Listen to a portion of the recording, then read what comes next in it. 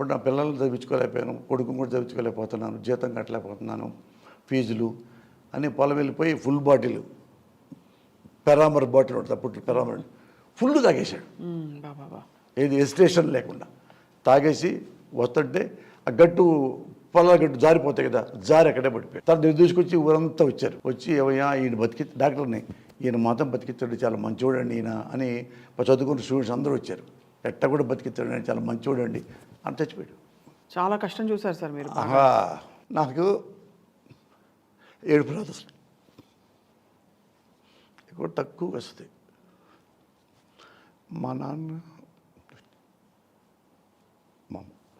అప్పుడు ఏడటం రాలే నాకు, ఇప్పుడన్నా కనీసం